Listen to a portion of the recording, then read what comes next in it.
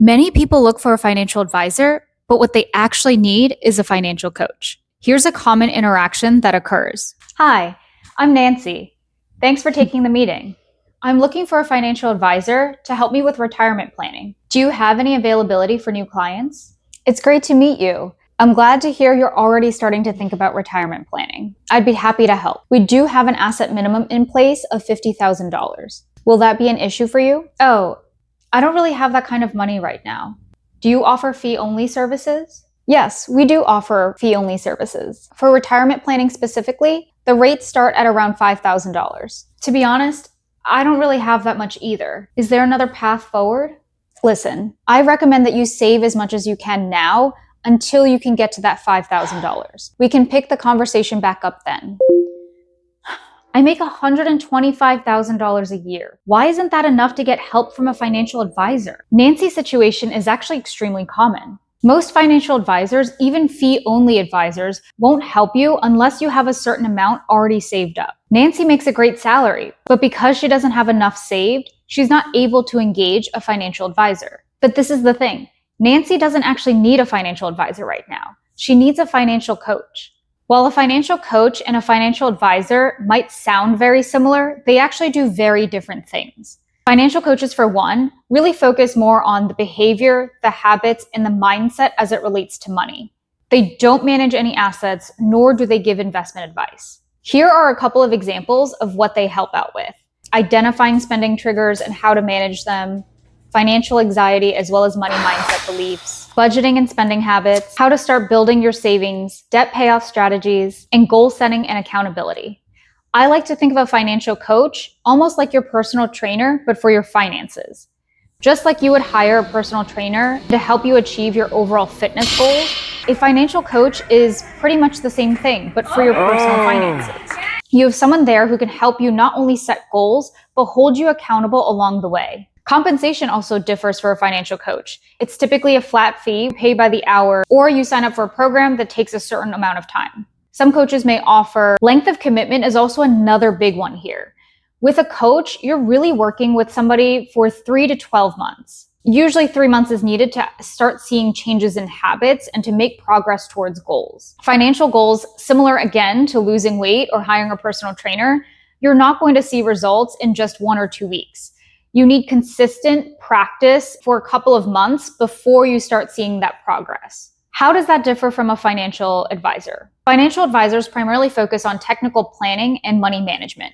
So they manage everything from your assets, your estate, tax planning, retirement planning, and even insurance. So the services they offer typically involve constructing a specific portfolio to fit the client's risk profile and needs, retirement planning and a withdrawal strategy for how to make the money last, tax planning strategies, estate planning coordination, insurance analysis, and a comprehensive financial plan that involves specific numbers and projections. The big thing here with financial advisors is that certifications are absolutely necessary.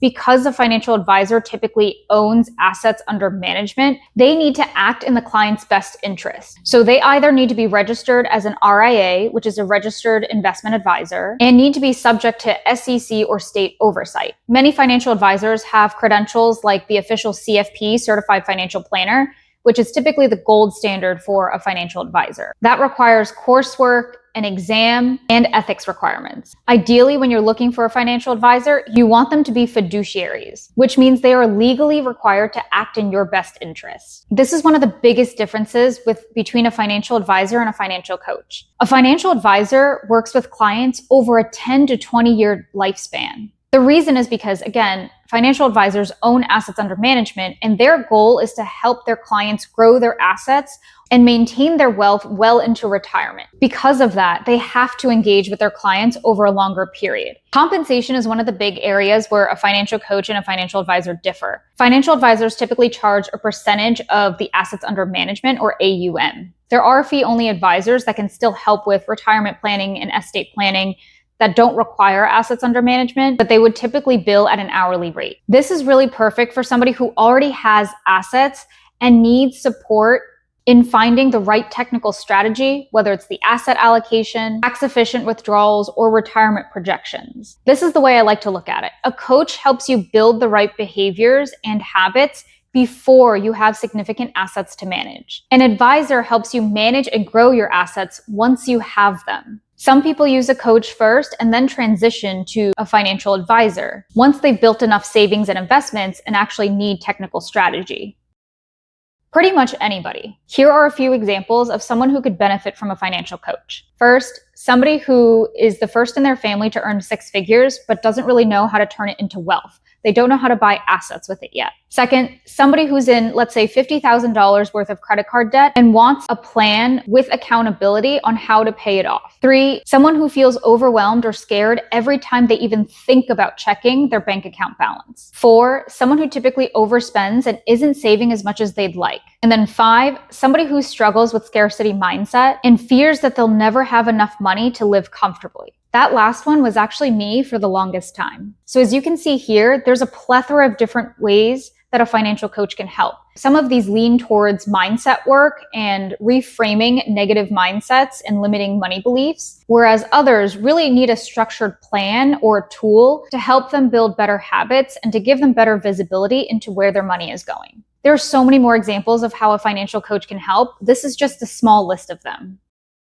To be honest, this differs from coach to coach, so there's not a lot of consistency. But for the most part, many coaches either offer a structured program for a specific amount of time or offer services at an hourly rate. Every coach is going to have their unique approach, so it's really hard to say whether there's a standard in how you engage with one. For me personally, I have 2 set programs that I've launched that clients can engage in. One is a much longer wealth building program, which not only goes really deep into money mindset, limiting beliefs, and spending triggers, but also focuses on how to build a plan and roadmap to start building wealth. The other program I have is actually a much shorter program, doesn't touch on mindset at all, but gives visibility to someone who's looking to understand what is coming in, what is going out, and what are some quick ways that they can adjust their numbers to start saving more. I like to think of the shorter program as almost like a financial checkup.